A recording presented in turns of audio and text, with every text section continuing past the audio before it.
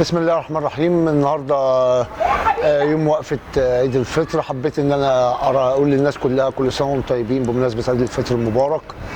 حبيت اخص بالذكر لاعيبتي والجهاز الفني والاداري واعضاء النادي واولياء امورهم، اداره النادي، وعلى وجه الخصوص الشريف الاستاذ احمد عاصم جنيد اللي بتربطني بيه محبه وعلاقه طيبه، وبعتبره طول من يوم ما دخلت النادي هنا ان هو الراعي والسند والقائم على نجاح كرة اليد.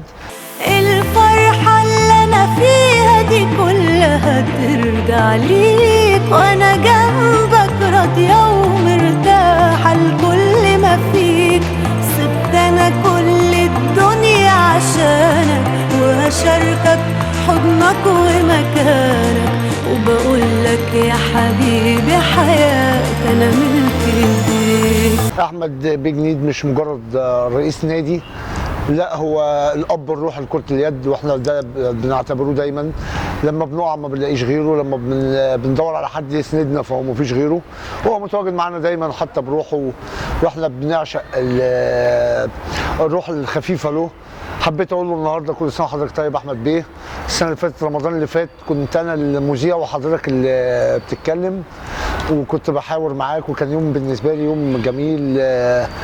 كانت حاجه جديده، كنت اول مره اعملها ان اكون مذيع مع حضرتك، وكان شرف ليا ان انا اكون المذيع مع حضرتك. النهارده انا اللي بعيد عليك وبقول لك كل سنه وحضرتك طيب. نتمنى نشوفك بعد العيد. نتمنى حضرتك تكون متواجد معانا. انت متواجد معانا، ولكن عايزين حضرتك تكون جوانا وفي وسطينا. انا حابب ان انا اقول لحضرتك كل سنه وانت طيب، واتمنى ان يكون عيد سعيد على حضرتك. اتمنى ان احنا نشوفك في خلال العيد ان شاء الله. كل سنه وحضرتك طيب. خلصت فيك كل الكلام.